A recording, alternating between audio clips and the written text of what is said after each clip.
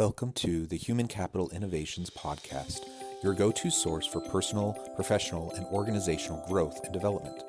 We hope you tune in often for all things people management, organizational development and change, organizational leadership, and social impact related. Maximize your personal and organizational potential with Human Capital Innovations Podcast.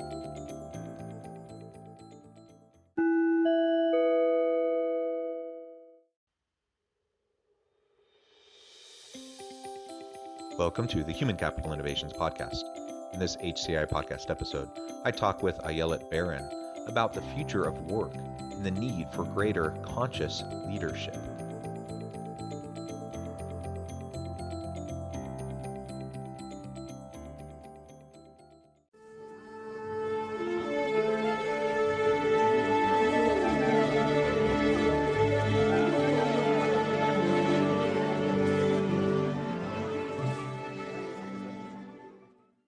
Ayelet Barron, welcome to the Human Capital Innovations Podcast. Thank you. Super excited to be here with you.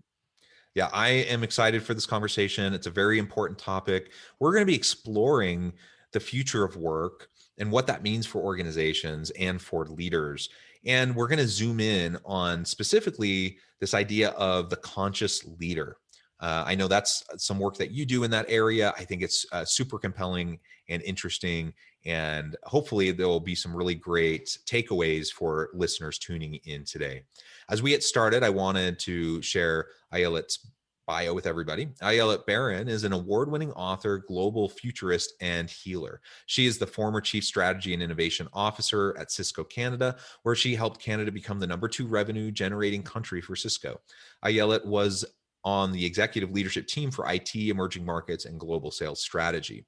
She has been named by Forbes as one of the top 50 global female futurists and ranks as one of the top 50 global thought leaders by Thinkers 360 in future of work, organizational change management, culture, sustainability, and business to business. Her award-winning leadership book, Our Journey to Corporate Sanity, outlines 7 signposts for creating healthy organizations. Her latest trilogy, F the Bucket List, guides us to explore the illusions of a dying world and asks us to step into another potential, one rooted in the heart of courage and emerging self-awareness. As a futurist for humanity, she now offers guidance to conscious leaders who are ready to trek into the unknown through their writing, talks, guided sessions, and custom project work. Again, what an amazing, tremendous background. I'm super excited to have this conversation with you. Before we launch in, any other particular information you'd like to share with listeners by way of your personal background or context? Yeah, I think the big thing for me is I've always been kind of a rebel, even though I was in the corporate jungle for a long time. And I'm super excited to be here to talk about what we need in the world in terms of leadership, which is rather lacking. Yeah, absolutely. I think oftentimes, we have organizations that are complex. We have leaders with good intentions, but good intentions aren't enough. We need leaders who are systems thinkers, who can deal with the complexities of the world around them, the pressures, and leaders deal with a lot of pressures from internal and external sources, that they can deal with those and then actually move forward in a positive way to develop and support their people to drive success and the innovation creation of value to the market, right? That's ultimately what we're trying to do. And yet within the current context that we're in, there's lots of social and political unrest and strife. We have lots of challenges related to environmental sustainability. I mean, the list could go on and on with all the challenges that we're facing. So we need more than ever, we need dynamic leaders, not just dynamic in the sense that they're kind of the stereotypical charismatic leader, but dynamic leaders that get the importance of meeting the needs of their people, their constituents, the community, and that they lead in a sustainable way.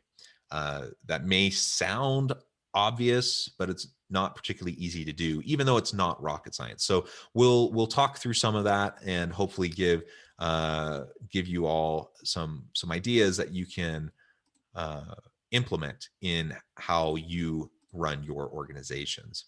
So as we dive on into the conversation, I thought we could first talk a little bit about where you see us heading as the human race, right? As people and within these messy organizations, where do you see us? Where do you see us heading? So that's a really important question, because what I see is that we're on a timeline split right now.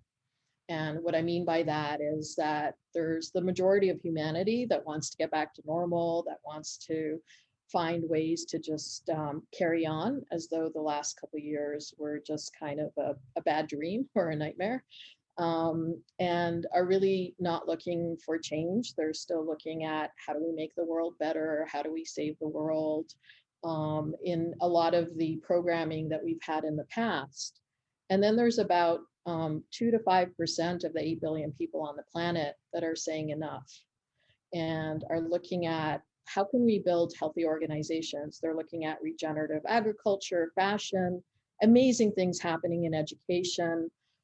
Every sector, there's these 2 to 5% of pioneers saying, okay, we got here, that's okay, but this is not the world I want to leave. And there are amazing stories of people doing amazing things that we never hear in the mainstream, because there's so much fear in the world right now. And we haven't even touched the surface when it comes to collaboration and teamwork and leadership. And so it's a huge opportunity right now. I think this is an amazing time in history, and I'm excited because I've decided to be on the timeline of helping to create a healthy world, rather than looking at the world today. And I like to use the analogy of, let's say we're all living in a house, and we're looking at the house, and we brought in an inspector, and the inspector finds like all these creatures in the basement, and asbestos and things rotting. And so we can decide to ignore those real life challenges and say, okay, we're going to build a second story and a third story and maybe even 28 stories, because we want to save the house. We want to make the house better. And then there are people that are saying, you know what, the house needs to die. And it's time to jump on this other train that's really about trekking into the unknown, because there's no formulas there. There's no frameworks. It's about experimentation. It's about self-awareness. It's about compassion. And it's about leaders knowing that leadership is not outside ourselves. It's about people walking the talk, not just having the brand messages and the cool things. In the old world, I would probably, and the one that exists today, I call it the old world, just so everybody's clear, I would rebrand most of the communication departments into one-way communication departments, because even with all the E2.0 tools that we had in community, they're not based on real dialogue and connection and getting work done, right? I mean, we had a massive pandemic, and then everybody jumps on Zoom, not looking at, do we really need meetings? How do we work? How do we collaborate? How do we work against? Or one of the most important things, how do we change the metrics of organizations? Because the metrics are still driving this behavior that is very divisive and not holistic. Like, I loved what you said in the beginning about, we really need to look at systems thinking and look at how organic things happen. And I can't tell you, having lived in corporate for much of my career, the amount of meetings that we went to, and, if somebody asked me to be on another, special team, cross-functional team to work cross-functionally, I thought I was going to pull my hair out, because we didn't look at the root cause of what's happening and why we're not connecting and why we're not working together. And, many leaders just wanted an organizational change plan to tick the box, but they weren't willing to change themselves. And so on this different timeline that's emerging, that's very new and organic, there are leaders that are looking at a whole different world, a healthy world where we build systems for the vast majority of humanity, not the few. Because most of the models we have today, in every, even in our personal life and families and in every system we have been built on a win-lose scenario. So for someone to win, someone must lose, right? If you're a leader in an organization, How many promotions are you going to give? How many raises are you going to give? Who's going to get the stock if you're in a publicly traded company? And so everything is about win-lose. And we talk about like teamwork and collaboration, but we have this unnatural competition that is driving a lot of fear and a lot of insanity. I mean, for me, one of the most insane things is in 2019, the WHO deemed burnout as a mental health issue, but not greed and not productivity and not Yeah. efficiency. And so this is a huge opportunity for people to step into their power. And that's what my work is about now. Yeah, well, that's awesome. Quite inspiring, and I love the paradigm that you're approaching this from. I agree. I think we need leaders to embrace where we're moving, not necessarily where we're at right now. We of course have to understand the context we're in if we hope to be effective in moving into the future. But we need to think. We need to be clear-eyed about the challenges that we're facing, and just small tweaks to current systems isn't going to cut it to get us to where we need to be. And so we need to be bold in our leadership as we try to move into a more healthy future for us, our families, our organizations, our communities, the environment, the world, right?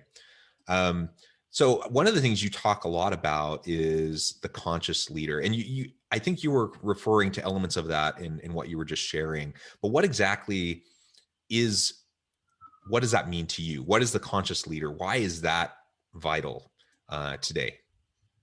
It's absolutely vital because I personally don't believe in work-life balance. I think it's been a big myth. I think like we're one human being. And in that journey that we have, we work and we live. And I coined something with Professor Jamie Anderson. We got an article published about life working about 10 years ago in the London Business School Review. And I believe like there were one person.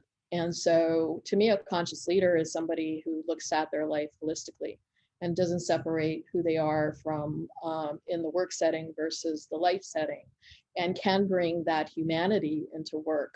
I remember being on many leadership teams and meeting people who are awful communicators as leaders. And, their executive communications people would run around and give them the notes or even build their strategy at some points, which I found really insane. But that's when you're inside the organization, you see what actually really happens. And it was very unconscious because they would come in and they would not necessarily walk the talk. And I created assessments where we can see the gap between what people were saying and what they were doing. And we could say, look at the level of effectiveness that you have.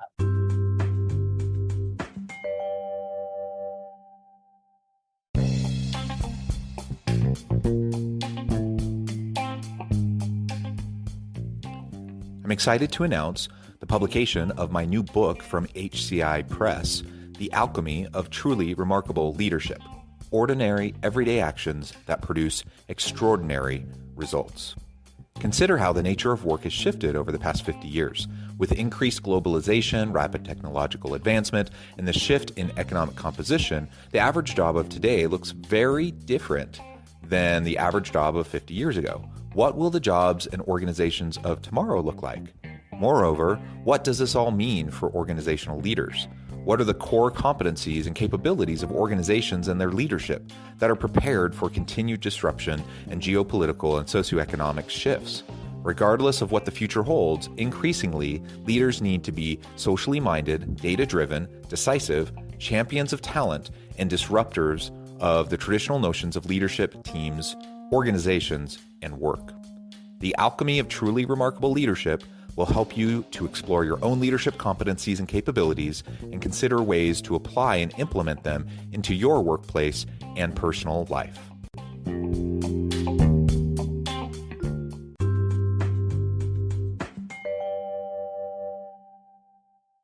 The conscious leader is the leader that's emerging. That's the pioneering leader right now.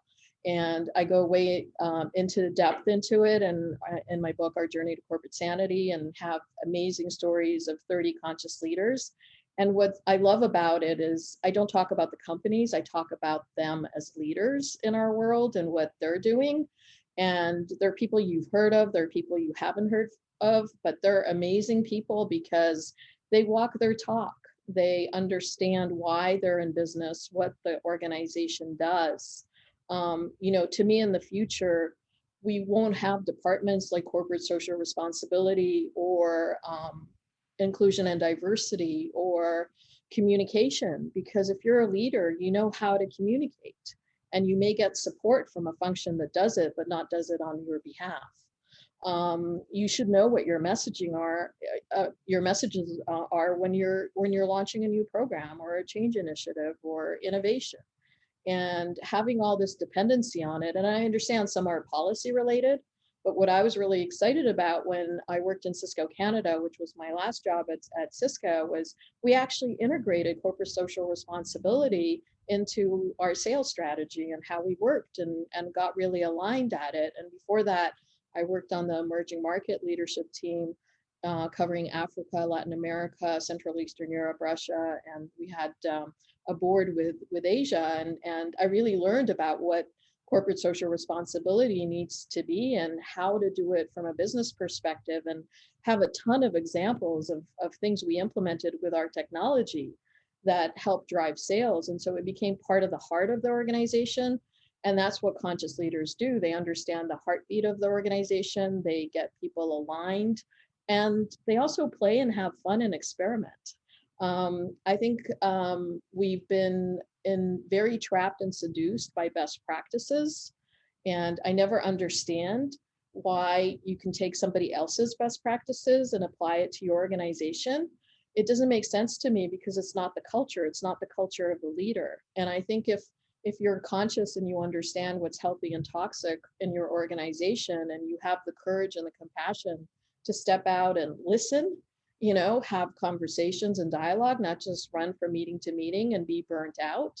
Because what are we doing at the end of the day? I mean, I would love to see, especially part of the challenges is when you have a small company and you want to grow into a mid-sized company, it's hard because all of a sudden you have a lot more people to manage and a lot more complexity. And so you fall into the trap of, wanting to go public and wanting to do this. But imagine if we had conscious companies in the world that said, you know what, I provide X service in the markets, and all I want is X amount of employees. And all I want is to have this much in revenue, and not have like that perpetual unnatural growth because I'm pursuing this shareholder value and burning my people out while offering yoga and meditation. So conscious Yeah, leader. can I just Sure. jump in on that point, because I think that's a really big one. We I feel like as a global community, we're largely trapped into this myth that bigger is always better, right? That growth, we just always need growth of GDP, growth of development of the organization, growth in size, number of employees, revenues.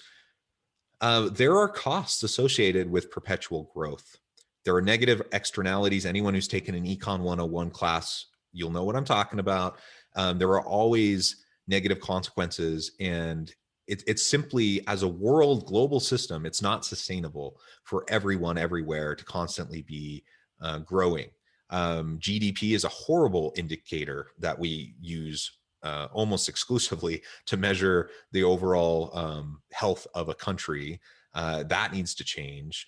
Stock price and revenues and number of employees is a horrible they're horrible metrics to solely focus on when talking about the health of a company.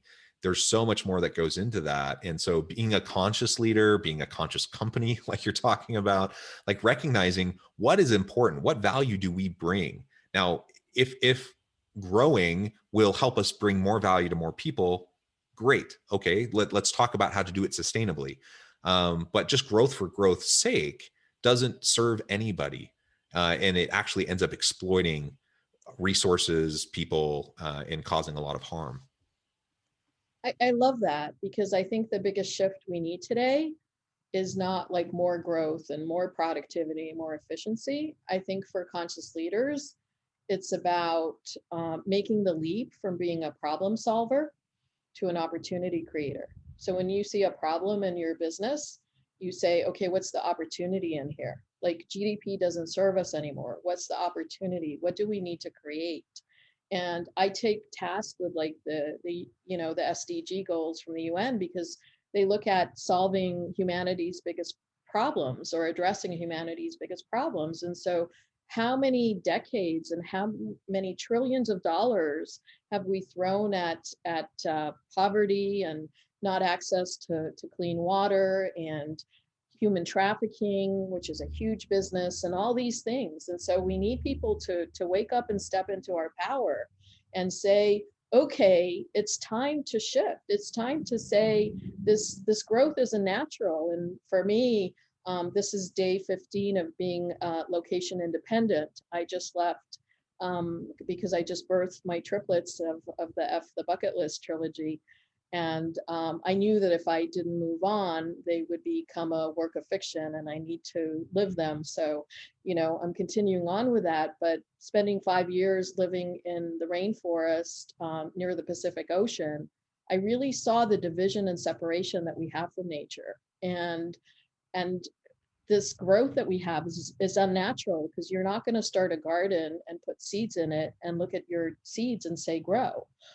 Some of the seeds are going to take off and you're going to have delicious tomatoes, and some of them are some other pest in your garden will eat them before you get them. The birds are always there too. And so getting more aligned with nature and natural growth, I think, is what's important, and an opportunity for conscious leaders to really think about it in different ways.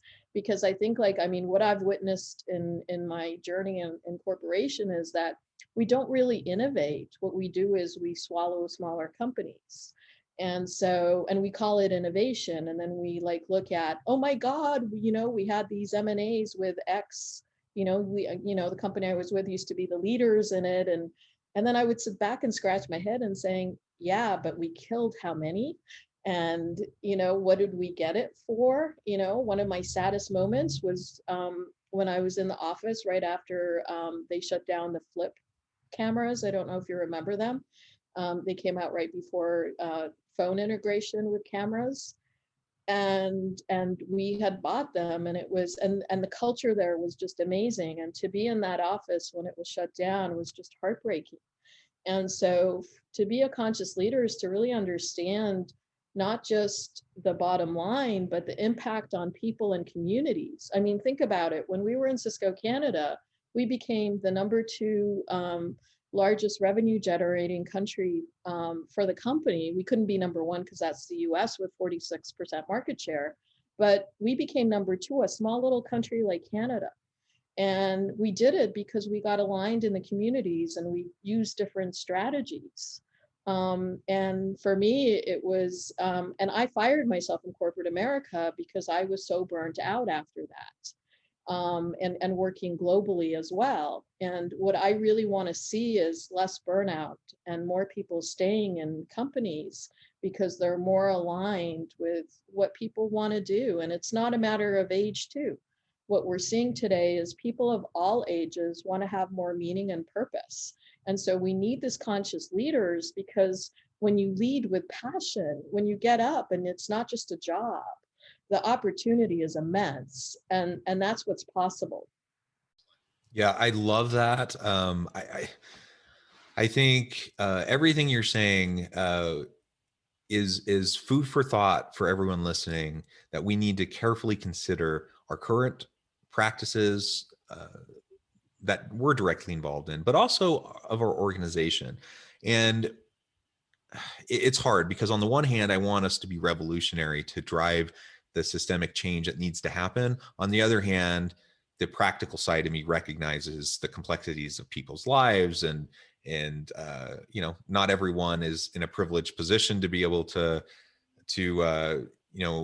take on that kind of a revolutionary role. But if anyone listening, if you find yourself capable of playing that kind of a role to make meaningful, impactful, long-term sustainable change within your organization, within your industry, within your community, We need more people willing to step up to the plate and to try to tackle those types of issues.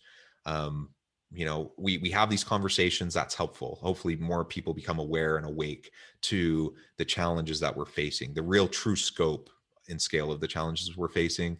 But we need more people willing to really work towards achieving the type of world, that I want to leave to my children.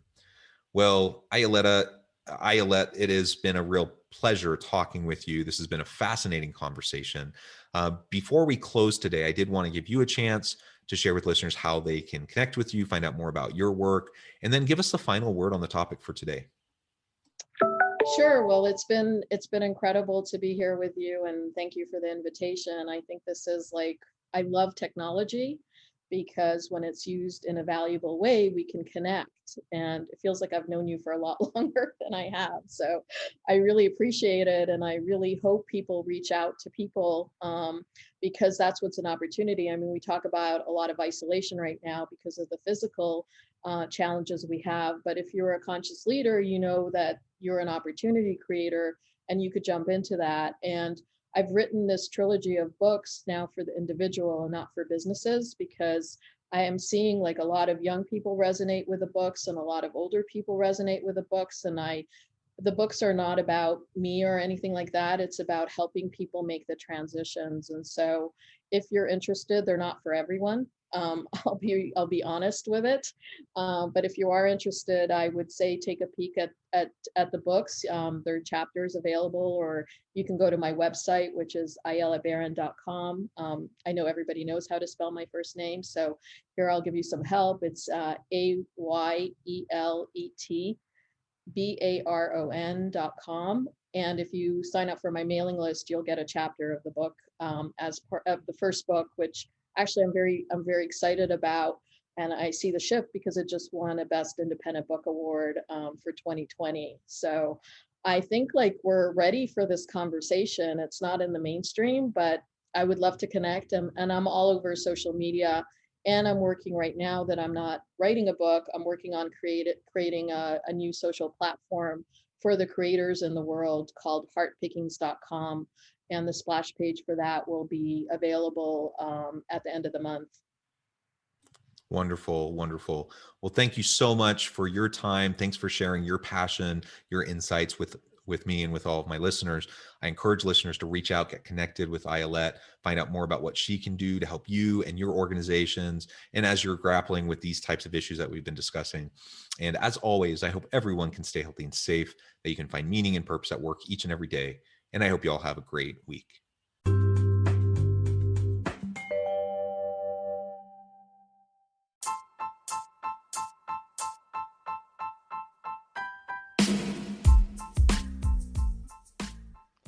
We are excited about the launch of HCI's new magazine, Human Capital Leadership. Human Capital Leadership is a free, interactive e-magazine designed to help individuals, leaders, and organizations find innovative approaches to maximize their human capital potential. We will be publishing issues quarterly in August, November, February, and May. Check out the first issue and let us know what you think.